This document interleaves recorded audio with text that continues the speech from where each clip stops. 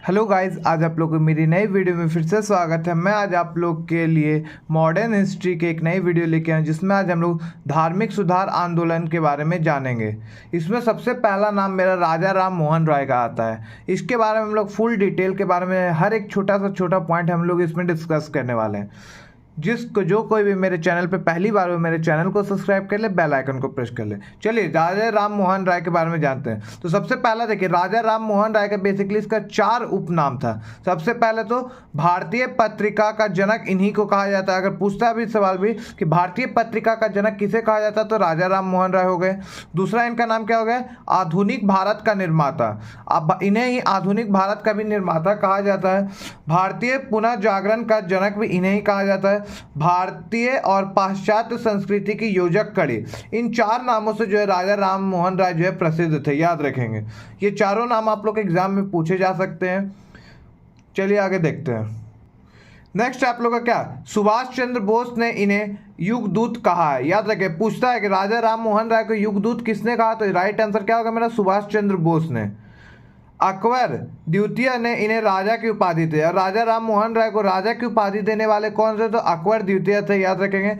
Pension संबंधित मुद्दे के लिए ये ब्रिस्टल जो कि इंग्लैंड में गए और वहाँ उनका निधन हो गया। मतलब पेंशन, अब किसकी पेंशन के लिए आपसे पूछता है, तो अकबर द्वितीय के पेंशन संबंधित मुद्दे के लिए कहाँ गए, ब्रिस्टल जो कि अभी इंग्लैंड में है वहाँ गए और वहाँ जाके इनका निधन हो जाता है। याद रखेंगे, पूछता है कि राजा राम मोहन राय का निधन कहाँ हुआ, तो ब्रिस्टल इंग्लैंड में हुआ था।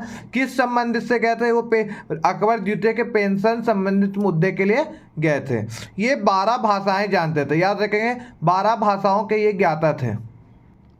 इन्होंने 1809 में एक बुक लिखी जो कि फारसी में थे, जिसका नाम क्या था, तूफात उल मुआइबदीन, याद रखेंगे। और इसी का हिंदी एडिशन में क्या बोलते हैं, एकेश्वरवादियों का उपहार, याद रखेंगे। इन्होंने बुक जो लिखी थी फारसी भाषा में लिखी थी, लेकिन अगर इसी का हिंदी अनुवाद किया गया तो उसका नाम क्या रख दिया, एकेश्वरवादियों का उपहार, याद रखेंगे। अब इनका एक भाई था, भाई का नाम क्या था, जगमोहन नाम था। उनकी क्या हो जाती है, डेथ हो जाती है। डेथ में क्या बोला जाता है, उनकी भाभी को सती करने के लिए बोला जाता है, जो कि इनका विरोध करते हैं, याद रखेंगे। पूछता है कि सबसे पहले राजा राम मोहन राय ने किस विरोध जो है सती प्रथा का विरोध कहाँ से आरंभ किया, तो उन्होंने अपने ही घर से आरंभ किया था, क्योंकि उनके भाई की मृत्यु हो गई थी तो भाभी को सती करने के लिए बोला गया था, जिसका वो विरोध करते हैं। तो सती उस समय, याद रखें, सती के बारे में 2 बातें याद। 1829 में बेंटिक ने खत्म किया था, याद रखेंगे, लॉर्ड बेंटिक ने खत्म किया था। प्रारंभिक उल्लेख इसका कहाँ मिलता है, तो एरन लेख में मिलता है, जो कि किसकी है, तो भानुगुप्त ने लिखा था। आपसे पूछता है सती प्रथा का प्रारंभिक उल्लेख कहाँ मिलता है, तो एरन लेख में मिलता है। ऐसे खत्म करने वाला कौन था, तो बेंटिक ने खत्म किया था 1829 में। 1815 में इन्होंने कलकत्ता में आत्मीय सभा की स्थापना की। पूछता है कि आत्मीय सभा की स्थापना करने वाले कौन थे, तो ये राजा राम मोहन राय कहाँ किए, कब किए, तो कलकत्ता में किए थे, 1815 में किए थे। ये भी आपका मोस्ट इंपॉर्टेंट पॉइंट है, याद रखेंगे। 1817 में इन्होंने कलकत्ता में डेविड हेयर के साथ हिंदू कॉलेज की भी स्थापना की। कलकत्ता में सबसे पहले हिंदू कॉलेज की स्थापना करने वाले भी राजा मोहन राय थे। किसकी सहायता से किए थे, तो डेविड हेयर की सहायता से किए थे, याद रखेंगे। अब आता है नोट करने वाला, हिंदू कॉलेज के उस समय आचार्य थे। आचार्य का नाम क्या था, हेनरी विविडियन डेजोरियो। उस समय आचार्य कौन थे, हेनरी विविडियन डेजोरियो। ये इन्होंने क्या क्या, यंग बंगाल आंदोलन की शुरुआत करने वाले कौन थे, हेनरी विविडियन डेजोरियो थे, जिन्होंने यंग बंगाल आंदोलन की शुरुआत की। इन्हें आधुनिक भारत के पहले राष्ट्र कवि के भी रूप में जाना जाता है, याद रखिए। हेनरी विविडियन डेजोरियो को आधुनिक भारत का पहला राष्ट्र कवि भी हम लोग कहते हैं। अब आता राजा राम मोहन राय के अखबार। बेसिकली इनके 2 अखबार थे, एक था संवाद कैमुदी और दूसरा था मिरातुल अखबार। संवाद कैमुदी जो तो बंगाली में था और मिरातुल अखबार जो फारसी में था, याद रखेंगे। 2 अखबारों के नाम संवाद कैमुदी और मिरातुल अखबार। नेक्स्ट आप लोग क्या, 1825 में इन्होंने वेदांत कॉलेज की स्थापना की। वेदांत कॉलेज की स्थापना करने वाले कौन थे, तो 1825 में राजा राम मोहन राय ने किया था, याद रखेंगे बात। 1828 में इन्होंने ब्रह्म समाज की भी स्थापना किया, याद रखें। ब्रह्म सभा की स्थापना करने वाले कौन थे, तो राजा राम मोहन राय। इसी का नाम बदल कर बाद में क्या रख दिया गया, ब्रह्म समाज रख दिया गया, जो कि 1830 में रखा गया। याद रखिए, ब्रह्म सभा की स्थापना करने वाले या ब्रह्म समाज की स्थापना करने वाले पूछा जाए आपसे तो याद रखेंगे आपसे कौन थे, राजा राम मोहन राय। ब्रह्म सभा पूछता है कब हुआ तो 1828 में हुआ, लेकिन ब्रह्म समाज जो इसका नाम बदला गया जो कि 1830 में हुआ। अब क्या होता है, राजा राम मोहन राय जो 1830 में तो इन्होंने नाम चेंज किया, तो राजा राम मोहन राय की मृत्यु जो है 1833 में हो जाती, कहाँ, ब्रिस्टल में हो जाती। तो उसके बाद जो है ना द्वारिका नाथ ने जो 1833 से लेके 43 ईस्वी तक इसका संभाला। याद रखें, ब्रह्म समाज का पालन पोषण इसी ने किया। फिर उसके बाद क्या होता है, द्वारिका नाथ के बाद कौन बनते हैं, देवेंद्र नाथ टैगोर। देवेंद्र नाथ टैगोर जो थे 1839 में क्या हुए, तब बोधिनी सभा की स्थापना की। याद है, तत्व बोधिनी सभा की स्थापना करने वाले कौन थे, देवेंद्र नाथ टैगोर। देवेंद्र नाथ टैगोर के बाद एक आचार्य बने जिसका नाम था केशव चंद्र सेन।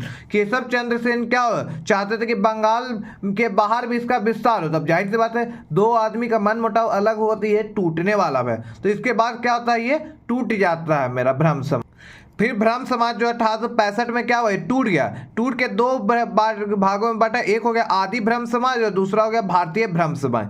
आदि ब्रह्म समाज का स्थापना करने वाले कौन थे, देवेंद्र नाथ टैगोर। तो भारतीय ब्रह्म समाज की स्थापना करने वाले कौन थे, केशव चंद्र सेन। ये आपसे पूछा जा सकता है कि भारतीय ब्रह्म समाज के संस्थापक कौन थे, तो केशव चंद्र सेन। और आदि ब्रह्म समाज के स्थापक देवेंद्र नाथ टैगोर थे। याद रखेंगे।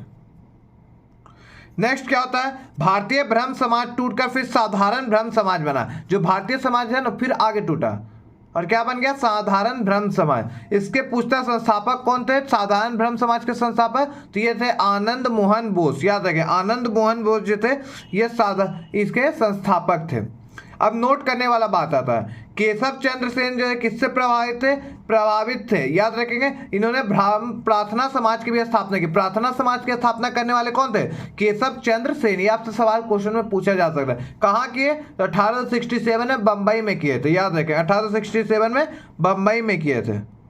अब आपसे पूछता है कि किससे प्रभावित है, आत्मराय पांडुरंगा और महादेव गोविंद रानोडा। याद रखें, महादेव गोविंद रानोडा और आत्म पांडुरंगा, इनसे ये प्रभावित थे, जिन्हें महाराष्ट्र का हम लोग सुकरात के भी नाम से जानते हैं। महाराष्ट्र का सुकरात के नाम से किन्हें जानते हैं, महादेव गोविंद रानोडा को नाम से जानते हैं। याद रखें, अब महादेव गोविंद रानोडा के बारे में 3 बातें इंपॉर्टेंट है। सबसे पहला क्या है मेरा, पूना सार्वजनिक सभा की स्थापना करने वाले कौन थे, महादेव गोविंद रानोडा थे।